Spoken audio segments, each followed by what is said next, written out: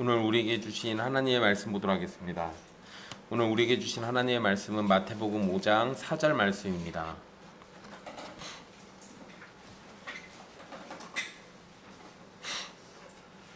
마태복음 5장 4절 말씀입니다. 귀하신 하나님의 말씀 받들어서 읽도록 하겠습니다. 애통하는 자는 복이 있나니 그들이 위로를 받을 것이며. 아멘.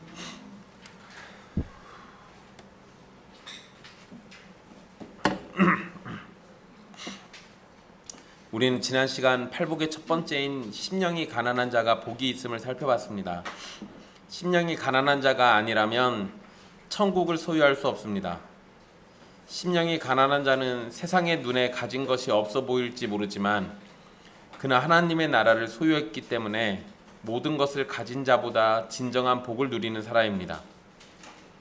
이제 오늘은 팔복의 두 번째인 애통하는 자는 복이 있나니 그들이 위로를 받을 것이며를 살펴보도록 하겠습니다. 여기에서 애통은 슬픔, 근심을 의미합니다. 이에 반대되는 것은 쾌락을 쫓는 것이나 욕망을 충족시키는 것이 될 겁니다.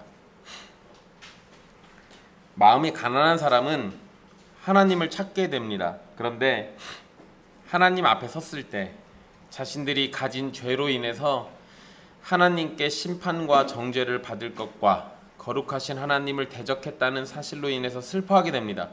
결국 죄에 대한 애통으로 자연스럽게 이어진다는 겁니다. 애통하는 자는 자신의 죄로 인해서 신음하게 되고 그러한 가운데 하나님의 용서와 도우심을 구하게 됩니다. 또한 애통하는 것에는 하나님의 백성으로 살아가면서 받는 고통과 박해에 대한 애통도 포함됩니다. 여기에는 예수 그리스도로 인해서 받는 박해도 포함되는 겁니다. 그리고 자신의 죄를 깨달은 사람은 자신의 죄에서 멈추지 않고 이제 세상의 죄를 보고도 슬퍼하게 됩니다. 회개하지 않는 이들로 인해서 슬퍼하고 그들 가운데 자신이 속했던 과거의 삶과 자신의 죄가 생각나면 더욱 슬퍼하게 되는 겁니다. 그리고 자신의 과거의 처지가 그러했는데 이제는 세상에 있는 사람들, 여전히 하나님을 알지 못하는 자들은 그 죄 가운데, 그 죽음의 저주 가운데 그대로 방치되어 있어서 그대로 살기 때문에 그것을 보면 슬퍼할 수밖에 없는 겁니다. 그런데 요즘 세상에서 복이 있다고 생각되는 사람들은 자신의 인생을 즐기고 재미와 오락을 찾는데 돈과 시간과 정열을 쏟는 사람들입니다.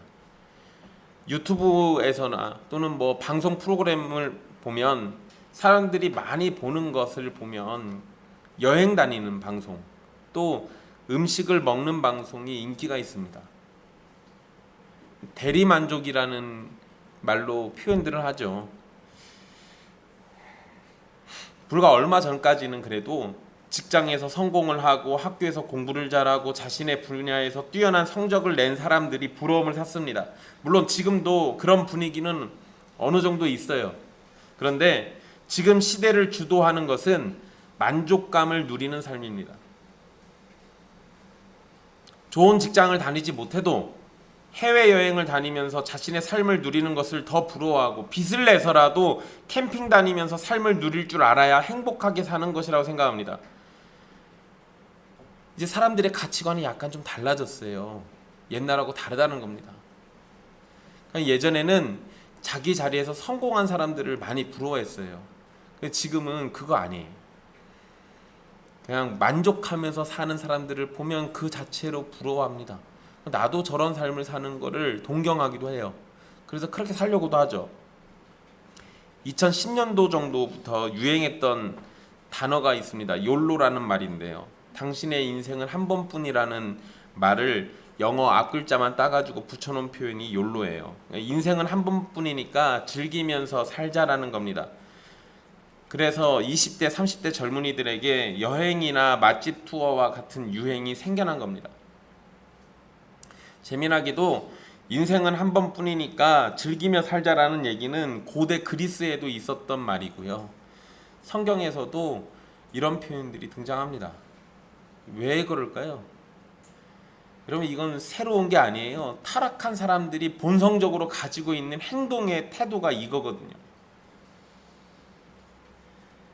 언제 망할지 모르니까 오늘 먹고 마시자, 오늘 즐기자, 이게 기본적인 태도라고요. 단지 지금 우리가 사는 시대에 이게 다시 유행을 탄 것뿐입니다. 게다가 과거에는 먹고 죽자란 식으로 이런 표현들이 나오고 사람들이 그렇게 흘러가면은요, 그거에 대해서 경각심을 가지고 경고했던 어른들이 있었어요. 근데 지금은 그런 어른들보다는 오히려 방송조차도 그거를 부추기잖아요. 그게 정말 대단한 것처럼, 잘 사는 것처럼 이렇게 표현들 합니다. 그러니까 여러분 이런 식이 되다 보니까요, 여자들은 결혼해가지고 가정에 매이는 거를 큰 죄악으로 합니다. 잘못된 인생 사는 걸로 이해하죠. 이제 남자들도 그럽니다. 왜 내가 밤낮 없이 일해가지고 굳이 피땀 흘려서 일해가지고 그 돈 가지고 여자랑 자식들 키워가면서 내가 왜 고생해야 하나, 이런 생각들을 자꾸 가져요. 점점 이제 세상이 이상해 가는 거예요. 근데 그 중심에는 그냥 즐기며 살자라는 이런 막대 먹은 생각이 자리 잡고 있어서 그래요. 그런데 지금 세상은 그거를 잘 사는 걸로 치장합니다. 이런 시대에 애통한다는 건 굉장히 미련한 짓이고, 슬퍼할 시간에 만족을 누릴 것을 찾는 것이 더 현명해 보일지도 모릅니다. 그러나 예수님의 말씀은 시대를 뛰어넘어서 언제나 진리라는 사실을 기억하십시오. 사람들이 아무리 해외로 여행을 다니고 비싼 음식을 사 먹고 캠핑을 다니고 멋진 장소와 옷과 자동차와 물건들을 소유한다고 해도 사람에게 있는 근본적인 슬픔은 해결하지 못해요. 여러분, 헬라어에서 슬픔을 표현하는 동사가 9개나 있습니다. 여러분, 이게 그냥 어떤 언어학적으로 생각을 해보시면 쉬워요. 간단합니다. 논리는 아주 쉬워요. 굉장히 중요한 어떠한 개념이면 그것을 표현하는 단어가 여러 개가 나와요. 아주 간단한 거예요. 별로 의미가 없는 거면 그냥 한두 단어로 다 설명되는 겁니다. 그런데 중요하니까 사람들이 그거를 삶에서 굉장히 중요하게 여기면, 그러면 그것을 표현하는 단어가 많아질 수밖에 없습니다. 헬라어에서 9개나 된다는 것은 성경이 가르치는 사람의 인생에서 슬픔이라는 것을 제외시킬 수가 없다라는 거예요. 심지어 그 헬라어의 9개의 동사는 성경에 다 나옵니다. 그러니까 성경도 사람에게 있는 이 슬픔이라는 것을 굉장히 중요하게 생각하고 있는 거예요. 실제로 여러분, 우리의 삶에서 애통하고 슬퍼하는 것은 매우 자연스러운 일입니다. 사랑하는 사람과 싸웠을 때 슬퍼하게 되고, 그들과 이별해야 한다면 더 큰 슬픔에 빠지게 됩니다. 가족이나 사랑하는 사람이 죽었을 때의 슬픔도 빠질 수 없죠. 하다못해 키우던 동물이 죽게 돼도 슬픔이 찾아옵니다. 실망하거나 좌절했을 때, 건강이 나빠졌을 때, 이때도 슬픔이 찾아오죠. 일이나 공부나 직장에서 하던 일에 실패했을 때도 슬픔이 찾아옵니다. 사람들은 슬픔이라는 거를 숨쉬듯이 가지고 사는 거예요. 그냥 우리가 슬픔을 아무리 지우고 외면하려고 해도 슬픔이라는 감정이 사라지는 것은 분명히 아닙니다. 하지만 애통하는 것, 슬퍼하는 것이 모두가 다 복이 있는 것은 아니에요. 어떤 사람은 슬퍼서 한바탕 울고 나면 기분이 더 좋아지니까 슬퍼하는 자가 복이 있다는 말이 틀린 말은 아니다 라고 생각하는 사람들도 있습니다. 그러나 예수님께서 말씀하신 애통은 그러한 의미의 단순 슬픔이 아니에요. 그러니까 잘 생각해 보세요. 슬픔이라는 단어는 분명 우리 삶에 밀접하게 연관되어 있는 게 맞긴 한데, 그런데 예수님은 그 슬픔이라는 주제에 더 집중해가지고 어떤 거를 강조하고 있다라는 거예요. 예수님께서 말씀하신 슬픔은 생명을 주는 슬픔을 언급하고 계신 겁니다. 생명을 주는 슬픔. 그러니까 아무렇게나 막 그냥 슬퍼한다고 슬퍼하는 그거 아니라는 거예요. 진짜 중요한 거는 생명을 주는 슬픔인 거죠. 여러분, 심령이 가난해진 사람이 자연스럽게 연결되는 게 이 생명을 주는 슬픔으로 연결되는 겁니다. 이건 너무나도 당연한 거예요.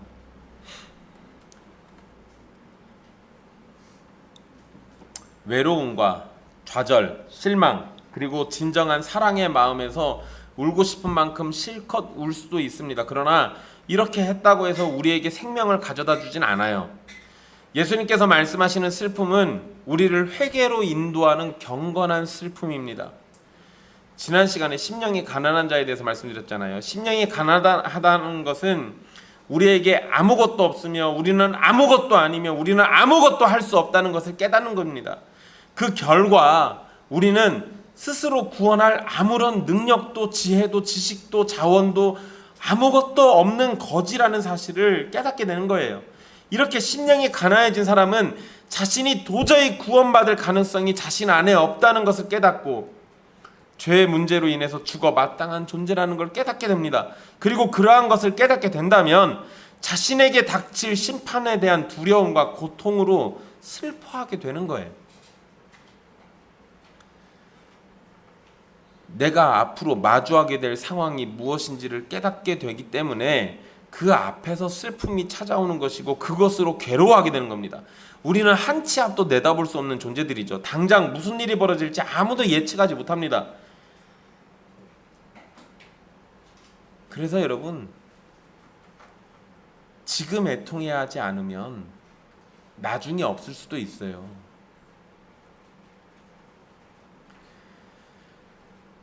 지금 자신을 위해서 슬퍼하지 않으면 나중에 없을 수도 있는 겁니다.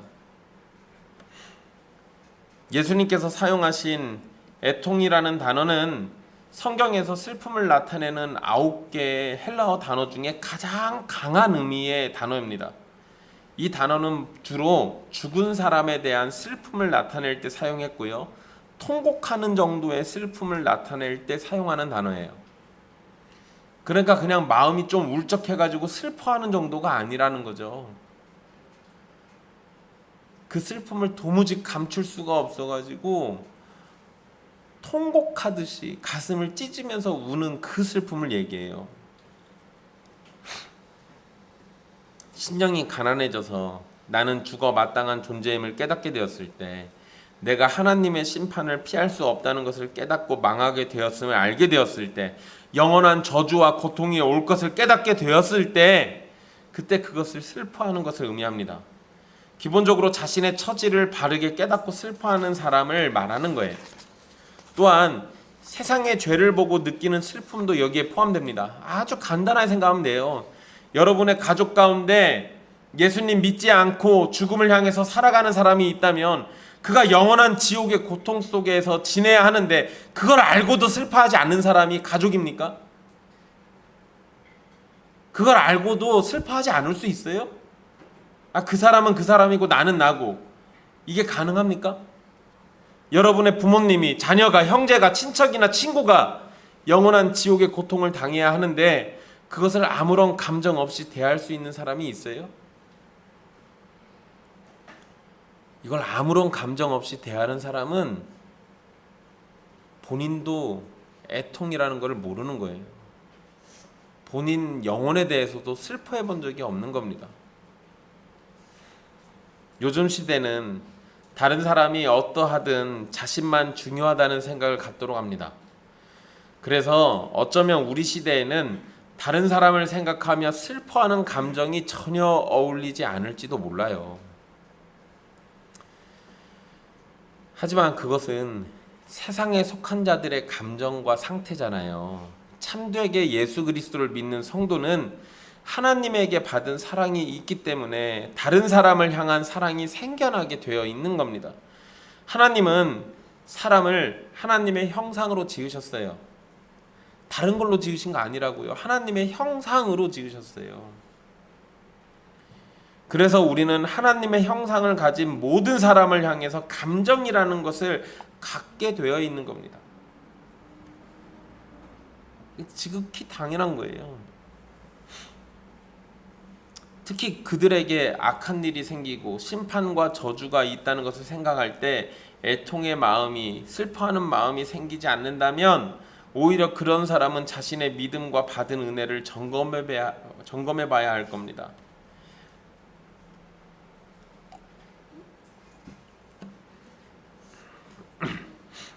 우리가 사는 시대는 가까이에는 당장 여러분들 주변에서도 고통받는 사람들이 있을 겁니다. 어쩌면 여러분들 가족일 수도 있고요. 여러분 스스로일 수도 있어요. 좀 멀리 가면 북한의 주민들도 있죠. 러시아하고 우크라이나의 전쟁 때문에 무고한 시민들이 죽어가고 있고요. 지구 곳곳에는 난민들이 생겨납니다.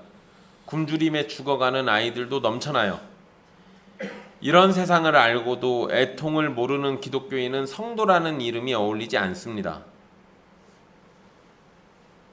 이건 매우 심각한 거예요. 매우 심각한 겁니다.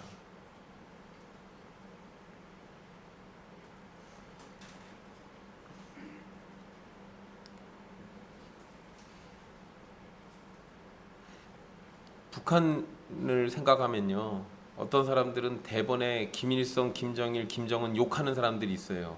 그 사람들 독재하고 욕먹어 마땅하죠. 여러분, 거기서 고통받는 사람들이 있다는 거 우리가 모르는 거 아니잖아요. 내가 그들을 위해서 뭔가를 해주지 못한다 하더라도요, 그들을 위해서 슬퍼는 해줄 수 있어요. 우크라이나 또 러시아 전쟁이요, 미련한 지도자들이 탐욕에 빠져가지고 전쟁이 벌어졌어요. 그것 때문에 죽어가는 어린 아이들, 여자들, 시민들이 있잖아요. 슬퍼할 수 있어요. 우리 그들을 위해서. 그렇지 않습니까? 근데 그런 걸 알고도 전혀 아무런 감정을 느끼지 못한다라면 과연 성도가 맞나? 과연 하나님의 백성이 맞나? 생각해 보셔야 하는 거예요. 그런데 여러분, 예수님의 말씀은 슬퍼하는 자에서 끝나는 것이 아닙니다. 그렇게 슬퍼하는 자에게 복이 있다고 말씀하고 계시죠. 왜냐하면 그들이 위로를 받을 것이기 때문에 그래요. 자신의 처지를 슬퍼하고 아파하는 사람들에 대한 하나님의 반응은 심판을 내리시는 것이 아니라 위로를 주신다는 겁니다. 주님 앞에서 나는 심각한 죄인이고 나는 저주받아 마땅하고 내 영혼은 영원한 저주와 심판과 아픔과 슬픔과 괴로움과 영원한 신음 속에서 빠져 살아야 하는 게 마땅하구나라는 것을 알고 애통하고 슬퍼하는 자에게 주님은 회초리를 들지 않아요. 오히려 그들에게 위로의 눈물을 닦아주신다고요. 세상은 우리에게 무엇을 말합니까? 긍정적인 생각을 가지라고 말해요. 지금의 상태를 슬퍼하거나 낙심하지 말고 긍정적으로 생각하고 미소를 지으면 더 나아지고 좋아질 것이라고 생각하라고 말합니다. 그러나 성경은 우리에게 말씀합니다. 애통하는 자가 복이 있다. 그러니 애통해라. 하나님이 위로하실 것이다.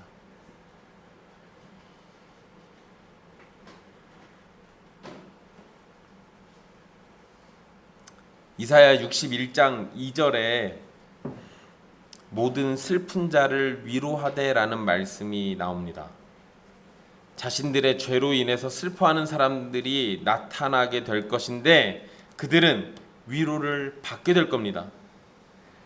애통하는 사람이 받을 위로는 사람이나 현상이나 물질적인 것으로 받는 위로가 아니라 하나님에 의한 위로를 받게 되는 거예요. 여러분, 슬퍼할 때요, 사람들이 와서 위로해주면 위로가 됩니까? 안 됩니까? 당연히 되죠. 돼요. 너무 힘들어서 슬퍼하는데 누가 와서 다독거려주고 손에 10,000원짜리 하나라도 쥐어주면서 맛있는 거 사 먹고 가라 그러면 위로가 되죠. 왜 안 되겠어요?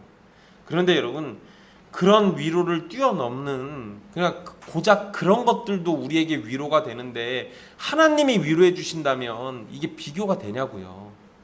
상상이 됩니까? 아니요. 상상조차도 안 돼요, 사실. 내가 힘들고 어려운데 누가 와서 나한테 먹을 거 사 먹으라고 좋은 거 주고 가요. 그걸로 마음이 위로가 되고 평안도 찾아오고 잠시 약간 안정도 될 수도 있어요. 그런데 그거 말고 그냥 하나님이 직접 위로해 주신다라고 약속해 놓으셨잖아요. 그러면 이걸로 받는 위로는 도대체 얼마나 크겠습니까? 타락한 세상은 우리에게 슬퍼할 일보다 웃을 일을 더 찾고 재미난 걸 더 찾고 흥미가 넘치고 스릴이 있고 남들에게 뽐낼 일을 더 하라고 말합니다. 자기 만족을 누리기 위해서 돈과 시간과 인생을 쓰는 일이 당연한 것처럼 여겨지기도 합니다. 하지만 여러분이 만족을 누린다고 여러분의 죄가 가려지는 것도 아니고 해결되는 것도 아닙니다. 여러분의 죄를 해결하는데 참된 행복이나 넘치는 만족이 필요하지도 않습니다. 오히려 성경은 다음과 같이 말씀하죠. 야고보서 4장 8절에서 10절 말씀입니다. 제가 읽어드릴게요. 하나님을 가까이 하라. 그리하면 너희를 가까이 하시리라. 죄인들아 손을 깨끗이 하라. 두 마음을 품은 자들아 마음을 성결하게 하라. 슬퍼하며 애통하며 울지어다. 너희 웃음을 애통으로 너희 즐거움을 근심으로 바꿀지어다. 주 앞에서 낮추라. 그리하면 주께서 너희를 높이시리라. 하나님은 세상의 즐거움을 가까이 할 것이 아니라 하나님을 가까이 하라고 말씀하십니다. 세상에서 행복할 것을 누리고 자기 만족을 누리라고 가르치지 않고 슬퍼하며 애통하며 울라고 가르칩니다. 그러면 어떻게 된다고 말씀하셨습니까? 주님 앞에 낮추는 자를 주께서 높이실 것이라고 하셨어요. 자신의 죄를 슬퍼하지 않는 사람, 자신의 처지를 슬퍼하지 않는 사람은 그 누구도 천국에 들어가지 못합니다.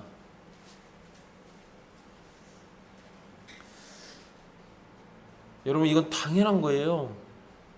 내 죄를 슬퍼하지도 않는데요. 어떻게 천국 갈 거예요? 내가 죄인인지 모르는 거잖아요. 내가 죄인인지 모르는 사람이 예수님을 어떻게 믿어요? 내가 죄인인지 모르는데 어떻게 하나님을 의지하겠습니까? 내가 죄인인지 모르는데 하나님의 말씀이 무슨 소용이 있겠어요? 그러니까 내가 죄인인지 모르는 사람, 내가 죄인인지 모르니까 자기 자신에 대해서 슬퍼하지 않는 사람은 천국에 못 가는 거예요. 세상의 속임수에 속으면 안 됩니다. 세상은 여러분에게 행복하라고 말할 겁니다. 인생을 즐기라고 속이고 자기 만족을 누리는 삶을 살라고 말합니다. 그러나 그런 말들은 진정한 행복을 주지 못해요. 여러분, 그 백종원 씨 나오는 프로그램 보면은요, 백종원 씨가 뭐 맛집 가가지고 밥 먹을 때 맛있는 음식이 나오면 한 입 딱 먹고 곧장 아주머니한테 맥주나 술을 시킵니다. 그러면서 하는 말이 항상 있어요. 인생 뭐 별거 있어? 그 뭔 소리예요? 인생 뭐 다른 게 뭐가 있냐? 맛있는 거 있으면 맛있는 거 먹고 술 한잔 하고 그게 인생이지. 애통하는 사람의 모습과는 전혀 상관없는. 물론 여러분 맛있는 집 찾아다니셔서 맛있는 것도 드시고 맛 좋은 술도 한 잔씩 하시고 괜찮아요. 그럴 수 있지. 근데 여러분 인생 뭐 있어? 라면서 그런 식으로 자기 인생을 먹고 마시는 걸로 전부 다 평가하는 게 옳으냐 이거예요. 그런 식의 태도를 보이는 사람이 자기 죄를 슬퍼하는 모습을 가지고 있을까? 아니요, 그러지 않을 겁니다. 물론 전 백종원 씨가 하는 행동이나 뭐 그런 것들 못마땅한 게 있긴 하지만 전체적으로 그 사람이 사는 모습 보면 참 훌륭하다는 생각도 많이 들어요. 좋은 일도 많이 하고요. 근데 백종원 씨가 기독교인인지 모르겠지만 자신의 죄를 애통해하고 슬퍼하고 그것으로 근심하면서 예수님을 믿게 됐으면 좋겠습니다. 근데 그건 여러분들에게 더 우선하는 마음이에요. 세상 사람들 인생 즐기라고 막 얘기해요. 자기 만족을 누리는 삶을 살라고 얘기해요. 여러분, 그러면 세상 사람들의 말처럼 해외여행 한번 갔다 오고 여행 갔다 오면 그 즐거움이 얼마나 갑니까? 그거 아세요? 해외여행 같은 거를 갔다 오거나 어떤 맛집을 갔다 오잖아요. 그러면 만족이 아니라 불만족이 생깁니다. 다음에 또 가야지라는 생각이 들잖아요. 만족했는데 또 가야지라는 생각이 드는 거예요? 아니면 아직도 만족하지 못하고 더 많은 걸 누리고 싶으니까 또 가고 싶은 거예요? 만족이라는 게 없어요. 애초에 사람에게 그건 불가능한 거예요. 이 세상 것들로 만족이라는 걸 할 수가 없는 겁니다. 더 가지고, 더 누리고, 더 즐기고, 더 먹고 하면 할수록 그 끝이 없는 거예요. 그러니까 그렇게 만족을 누리는 삶을 사는 것이 마치 행복한 삶인 것처럼 말하는 이 세상의 말에 절대 속지 마십시오. 우리에게 가장 정확한 진단을 내리시는 하나님의 처방을 따라야 합니다. 진정한 복을 받고 참된 행복을 원한다면 애통하셔야 돼요. 자신의 처지와 죄를 슬퍼하고 세상의 속임수에 귀를 기울이지 말아야 합니다. 자기 만족으로 행복은 스쳐 지나가듯 사라지는 겁니다. 영원한 즐거움을 찾는다면 하나님 앞에서 진심으로 슬퍼해야 합니다. 그러면 하나님께서 위로해 주실 거예요. 여러분, 돈을 많이 가지면 행복하죠. 마음에 나름대로의 평안이라는 것도 있어요. 돈이 많이 있으면 넉넉함이 생겨가지고 좋습니다. 근데 여러분, 그 돈이라는 게 영원합니까? 그러지 않아요. 게다가 나보다 더 많이 가진 사람을 발견하게 되면 또 내가 가진 돈으로 뭔가 할 수 없는 걸 찾게 되면 그러면 더 움켜쥐려고 하죠.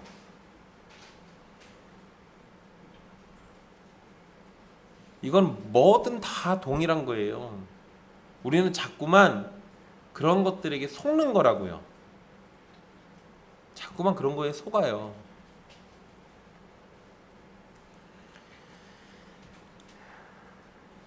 앞에서 야고보서 4장 8절에서 10절 말씀을 읽어드렸는데요. 그 말씀에서 가르치는 것처럼 하나님을 가까이 하려고 하십시오. 그리고 하나님을 가까이 하기 위해서 여러분의 죄를 미워하고 슬퍼하며 애통하며 통곡하며 우십시오. 하나님과 온전한 관계를 맺는다면 여러분은 하나님으로부터 위로를 받고 영원부터 영원까지 위로를 받게 될 겁니다. 우리에게 정말 필요한 것은 우리가 얼마나 큰 죄인인지를 깨닫는 겁니다.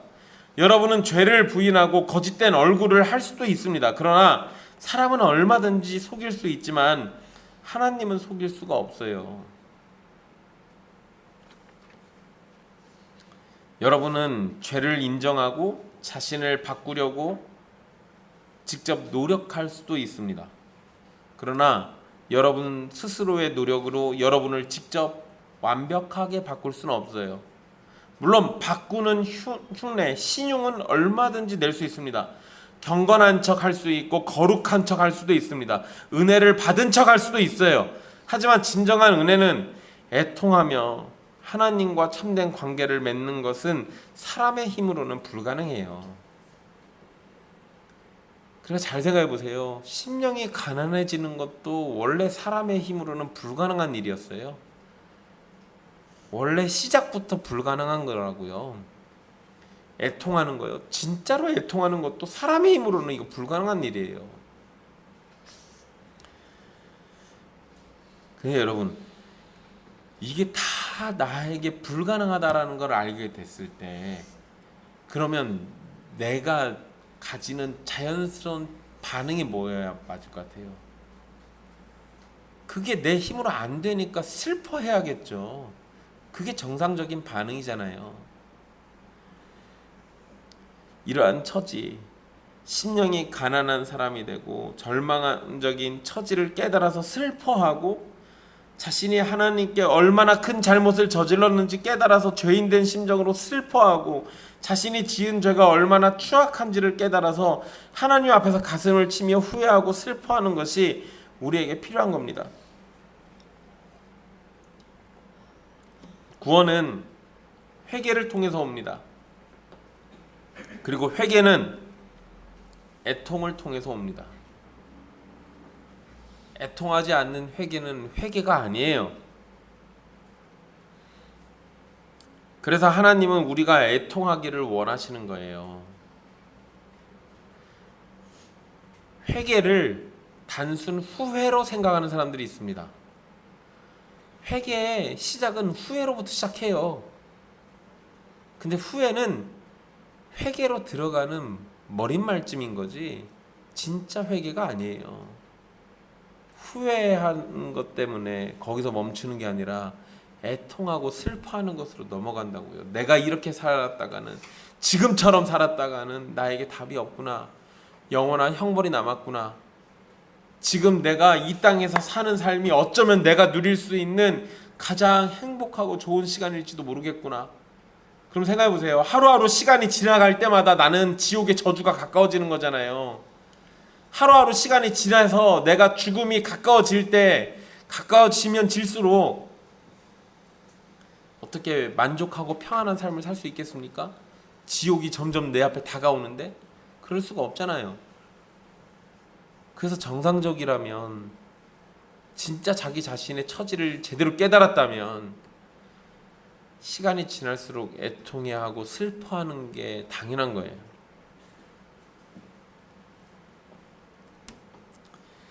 저희가 위로를 받을 것이미요라는 표현에서 위로를 받는다는 의미의 단어는 신적 수동태로 사용됐습니다. 그러니까 위로를 주시는 분은 하나님이시라는 거죠.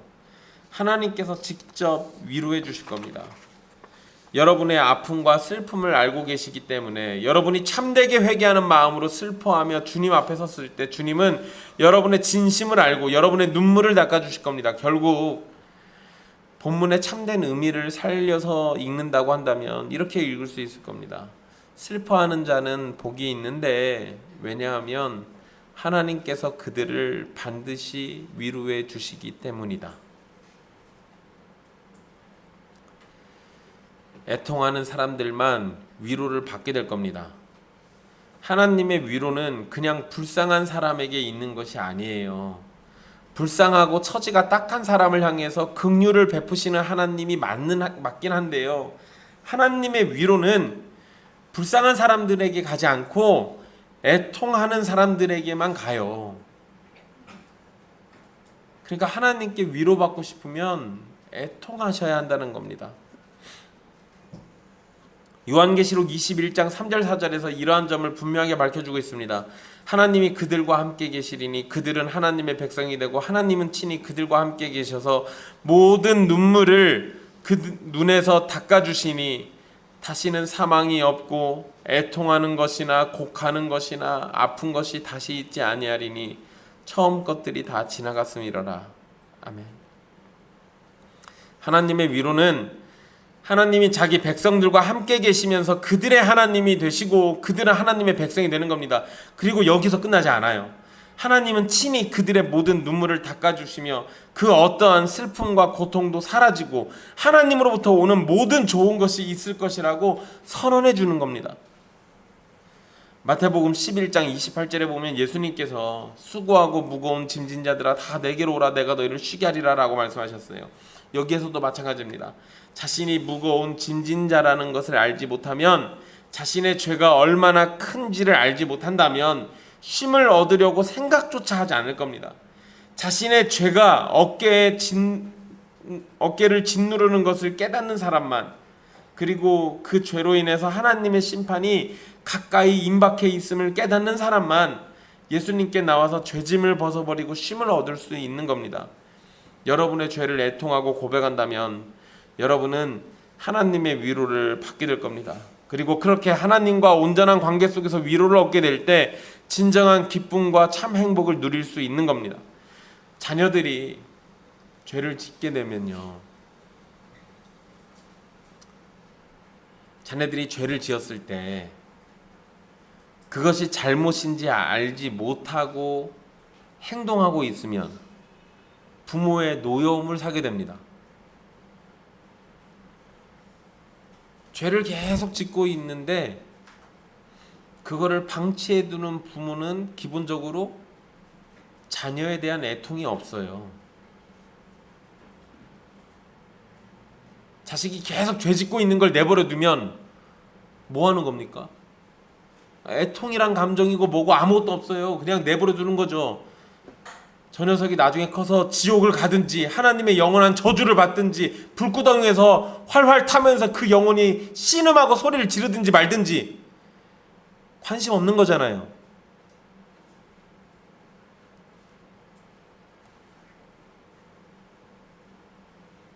근데 정상적인 부모라면 자녀가 죄를 짓게 되면 그러면 노여워하는 게 지극히 당연한 겁니다.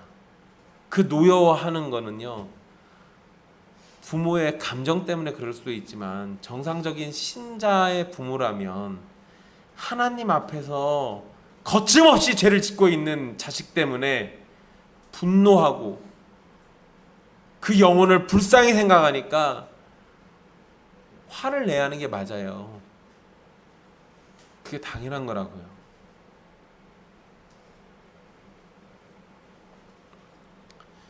그런데 여러분, 자녀들이 죄를 짓고 자신의 죄를 진정으로 뉘우치면서 부모님께 용서를 구한다면 부모들이 어떻게 합니까? 노여움을 그치고 자녀들을 용서하면서 더욱 아끼고 사랑하게 됩니다. 그럴 때 자녀들은 진정으로 마음의 평안을 얻고 용서를 받아서 행복하게 살 수 있는 겁니다. 이거하고 비슷한 거예요. 우리도 하나님께 죄를 지었다는 사실을 깨닫고 마음을 찢으면서 슬퍼하고 용서를 구할 때 하나님은 우리를 용서하시고 위로하시면서 구원의 복을 주시는 겁니다.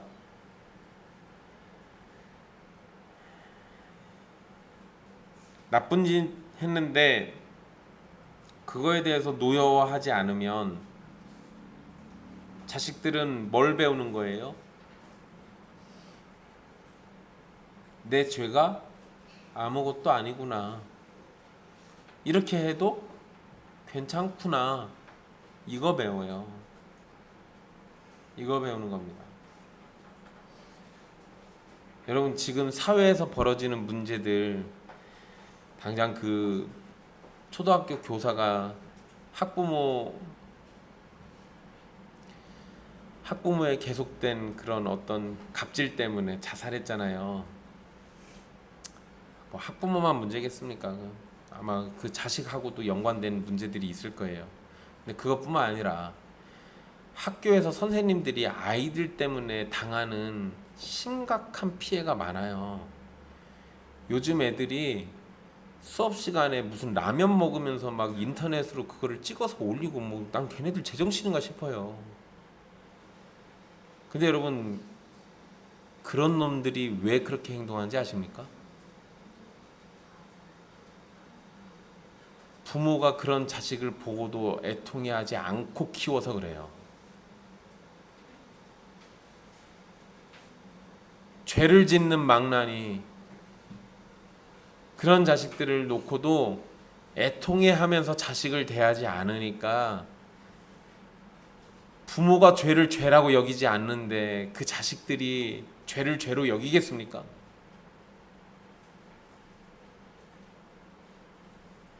이건 되게 심각한 거예요.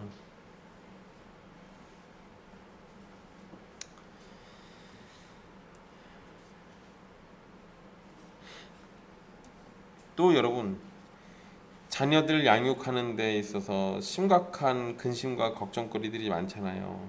근데 그 중에 하나가 자녀들이 자신들이 죄인이란 사실을 깨닫지 못하고 살아가는 거. 그래서 예수님을 믿지 않으려고 하는 거. 근데 여러분, 그건 기본적으로 그 영혼들이 성령님께 은혜 입지 않아서 그럴 수 있긴 한데요. 가정에서의 모습들을 놓고 봤을 때 죄를 애통해하면서 살아가는 부모를 본 적이 없어서 그럴 수도 있어요. 자녀들의 신앙은 부모들의 신앙의 모습을 보면서 배워갑니다. 근데 부모들이 죄에 대해서 애통해하고 슬퍼하고 이 세상에 있는 아픔 때문에 같이 눈물을 지으며 슬퍼하고 이런 것들이 전혀 없으면 자식들도 그대로 배우는 거라고요.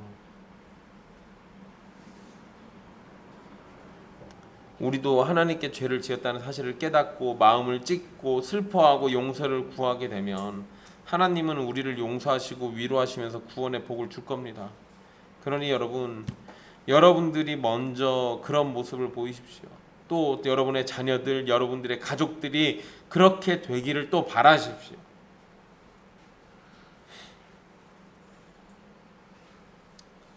여러분들의 가족들, 자녀들, 형제들, 이웃들에게 잘 먹고 잘 살고 돈 많이 벌고 유명해지고 성공하고 이거 바라는 것보다 더 중요한 거는 그들이 애통해하면서 하나님 앞에 서는 거예요. 성경에 나와 있는 확실한 비유가 있잖아요. 부자가 잔뜩 돈 벌어놓고 창고에다 쌓아놓고는 이제 만족한다 하는데 그 다음날 죽음의 천사가 와서 데려간대잖아요. 그럼 돈 쌓아놓은 게 무슨 의미가 있어요? 그게 도대체 무슨 의미가 있는 겁니까? 돈 짊어지고 땅속에 기어 들어가실 거예요? 지옥 가면은 그 돈 가지고 먹고 살 수 있겠습니까? 아니요. 절대 그러지 않잖아요. 그럼 우리가 더 관심 갖고 더 신경 써야 하는 건 뭐예요? 돈 많이 벌고 성공하고 뭔가를 성취하고 만족을 누리게 사는 것, 그것보다 하나님 앞에서 가슴을 찢고 애통해하면서 자기 죄를 고백하고 회개하고 하나님의 은혜가 있기를 간절히 슬퍼하는 마음으로 바라는 거, 하나님 앞에서 영적인 거머리가 돼서 은혜를 주세요 주세요 외치는 거, 그게 우리에게 필요한 거겠죠. 여러분이 애통하는 마음을 가지려고 할 때, 애통하는 모습을 가지려고 할 때 방해가 되는 것들이 몇 가지가 있습니다. 그 몇 가지만 말씀드리고 마치도록 할게요. 일단 여러분 먼저 절망하는 겁니다. 이거 위험해요. 하나님께서 여러분의 죄를 용서하지 않으실 것이라는 생각을 하는 겁니다. 그래서 먼저 절망해버려요. 여러분의 죄를 너무 집착하다 보면 여러분의 죄가 너무 커서 하나님께 용서받지 못할 것이라는 생각을 하게 되는 겁니다. 하지만 그런 생각은 하나님의 용서가 얼마나 큰지 과소평가하는 거예요.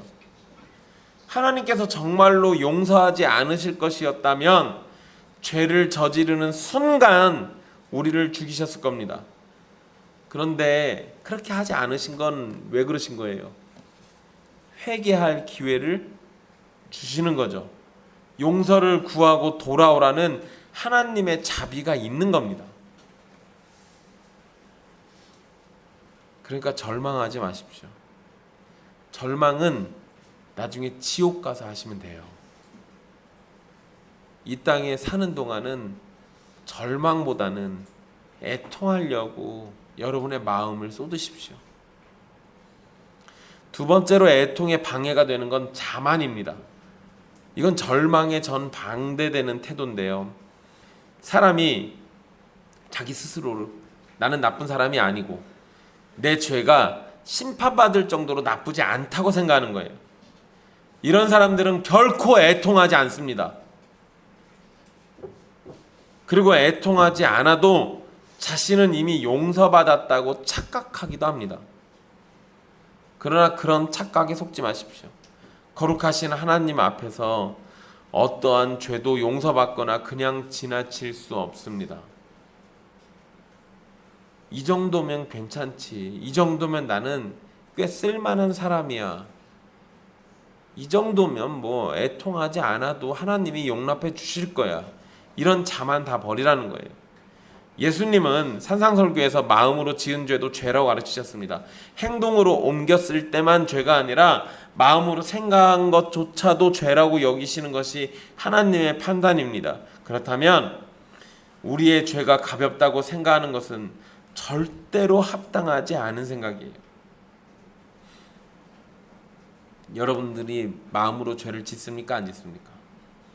여러분들은 마음으로만 죄를 짓습니까? 행동으로도 죄를 짓습니까? 그럼 여러분들은 애통해야 할 이유가 너무나도 많은 거예요. 세 번째로 애통에 방해가 되는 건 미루는 거예요. 게으름입니다. 어떤 사람은 지금 바쁘니까 나중에 예수님 믿겠다고 말하죠. 지금은 바쁘니까 나중에 내 죄를 차근히 살펴보겠다고 미루는 겁니다. 근데 여러분, 지금 바쁜 사람은 나중에 안 바쁩니까?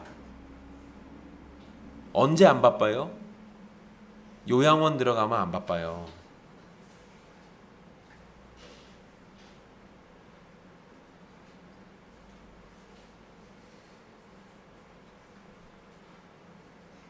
근데 그렇게 살고 싶습니까?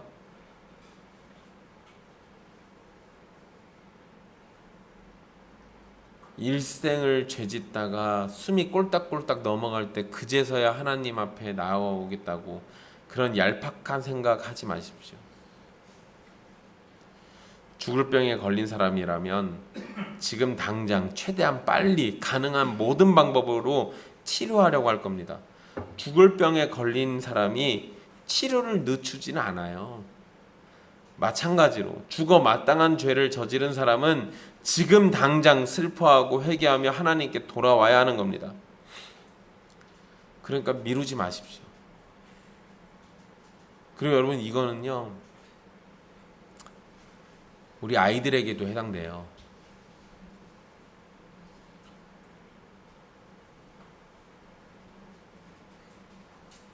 지금 당장 애통해야 할 땐 거지, 나는 애니까, 나는 그런 거 필요 없으니까.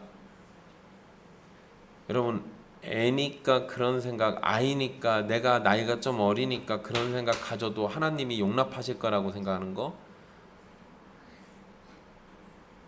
그럼 그 생각은 누가 주관하는 걸 것 같습니까?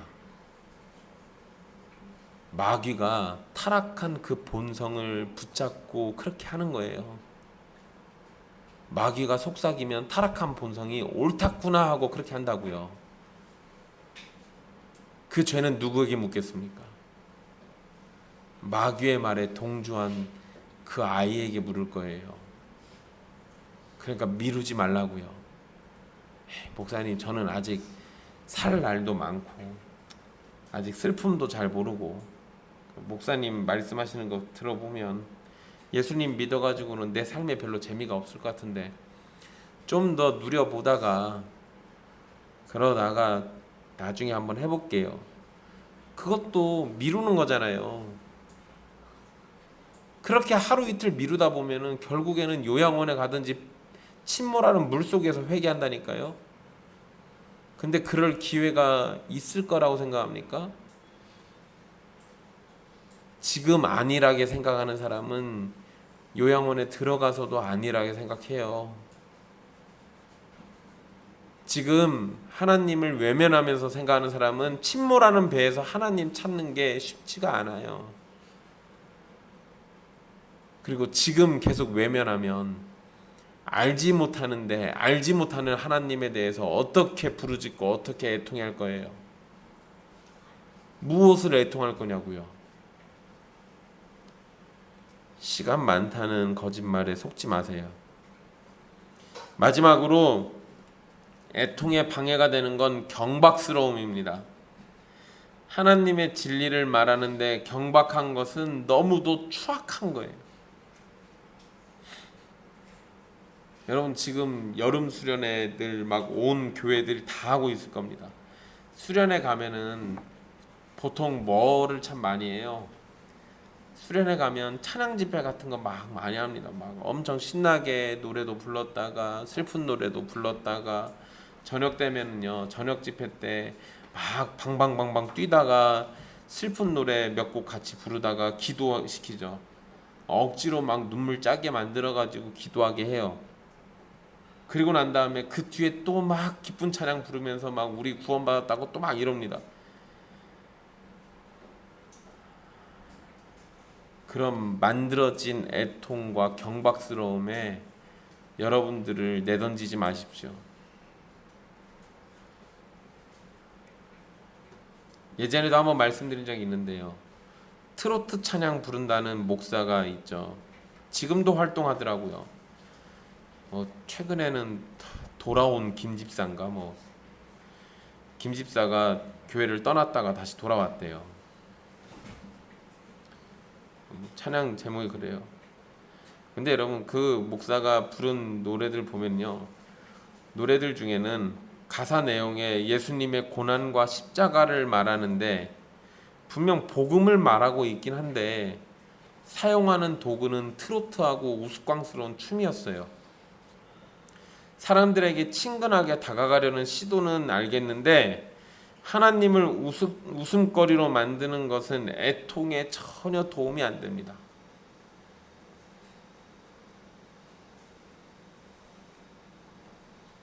또 이 경박스러움은 믿음의 다른 목적을 가지는 것도 포함이 됩니다. 돈이나 성공을 목적으로 잠시 애통하며 믿는 척하는 것 아주 경박스러워요. 가증스럽습니다. 창기가 바치는 11조를 하나님이 받지 않겠다라고 하셨잖아요. 왜 그러셨을까요?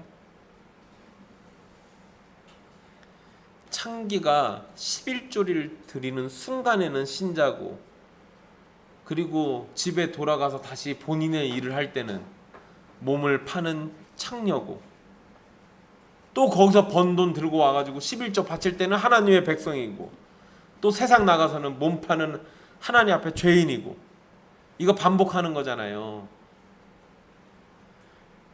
경박스러운 거예요. 굉장히 천박한 거라고요. 근데 그런 천박은 애통에 별 도움이 안 돼요.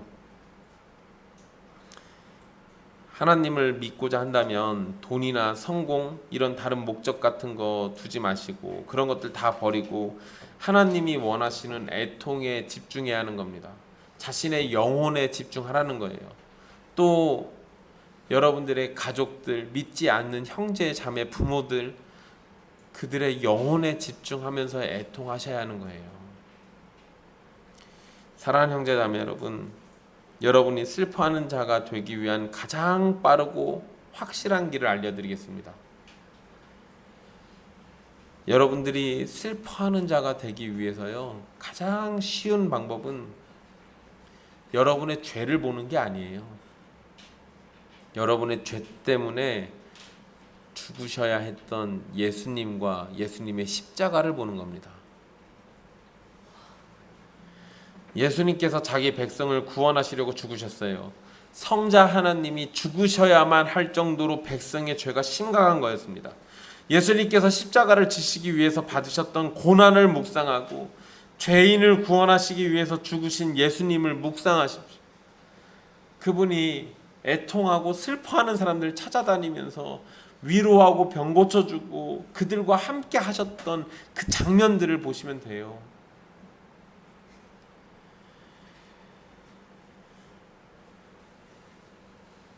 그리고 하나님께 기도하십시오. 애통하는 마음을 달라고. 주님의 십자가 앞에서 나를 위해 죽어가시는 주님을 바라보면서 나 때문에 저렇게 피 흘리며 영원한 생명을 포기하시는 우리 주 예수 그리스도를 보고 애통하게 해달라고, 그 앞에서 내 죄가 얼마나 심각한지를 깨닫게 해달라고 기도하십시오. 그리고 여러분의 죄를 다시금 돌아보면서 마음을 찢고 하나님 앞에 얼마나 큰 죄인이었는지를 인정하고 받아들이셔야 하는 겁니다. 그리고 이러한 마음으로 믿지 않는 사람들을 바라봐야죠. 애통해야 돼요. 우리 주님이 어쩌면 내 부모, 내 가족, 내 형제, 내 자식들 위해서 피 흘려 죽어가셨는데 아직 내 가족이 그걸 모른다면 그것도 슬퍼할 일이죠. 내 가족이 영원토록 그거 모르고 살다가 죽어서 영원한 심판으로 간다면 그건 더 슬퍼할 일이죠. 하나님이 정하신 일이니까 우리가 바꿀 수는 없어요. 그런데 여러분, 바꿀 수 없으니까 어차피 결정된 일이니까 그건 그거고 나는 나고, 이런 식으로 하나님이 우리 감정을 엉망으로 만들지 않으셨어요. 하나님이 오히려 우리 감정을 믿지 않는 가족들을 생각할 때 더 애통하면서 더 기도하게 만들어 놓으셨어요. 하나님을 멀리 하려는 내 가족들 때문에 그것을 생각할 때 내 마음이 억장이 무너져 내리고 어떻게 하면 우리 그리스도라는 보화를 그들에게 알려줄 것인가, 이거에 대해서 근심하도록 만들어 놓으셨다고요. 그게 성령으로 거듭난 사람의 심령이에요. 자기 죄로 애통하는 사람은 하나님의 용서와 위로를 받게 될 겁니다. 다른 사람의 죄와 세상의 타락 때문에 애통하는 사람은 주님의 재림과 함께 올 새로운 세상으로 위로받게 될 겁니다. 마음껏 애통하십시오. 그리고 하나님의 위로를 받으십시오. 그러면 여러분이 바로 복이 있는 사람입니다. 기도하겠습니다.